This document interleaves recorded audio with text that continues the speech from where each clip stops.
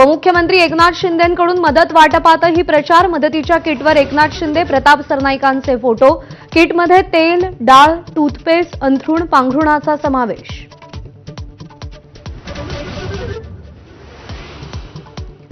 मुख्यमंत्री देवेंद्र फडणवीसांकडून सोलापुरातील निमगाव आणि दारफळमध्ये पाहणी, कुणालाही वाऱ्यावर सोडणार नाही मुख्यमंत्र्यांचं आश्वासन।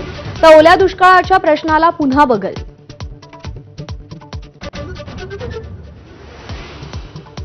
उपमुख्यमंत्री अजित पवारांचा सोलापुरात झंझावाती दौरा, कोर्टी, संगोबा आणि मुंगशी गावात अतिवृष्टीमुळे झालेल्या नुकसानाची पाहणी, बांधावर जाऊन गावकऱ्यांशी संवाद।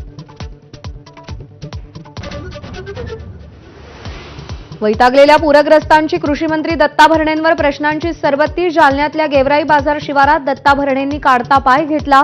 एका गुंठ्याचाही पंचनामा शिल्लक राहणार नाही, दत्ता भरणेंची ग्वाही। उद्धव ठाकरे उद्या मराठवाडा दौऱ्यावर, शेताच्या बांधावर जाऊन शेतकऱ्यांशी संवाद साधणार। तर विरोधी पक्षनेता न दिल्यामुळे सरकारनं गोरगरीब जनतेचा आवाज दाबल्याची खासदार राऊतांची टीका।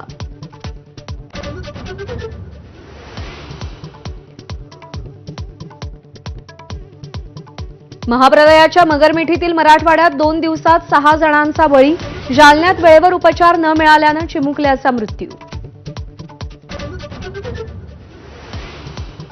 सीना नदीच्या पुरामुळे शेकडो संसार पाण्याखाली, माढ्यातील केवड गावात कुटुंबाची 48 तासांनी सुखरूप सुटका, पुरामुळे सोलापूर पुणे महामार्ग बंद।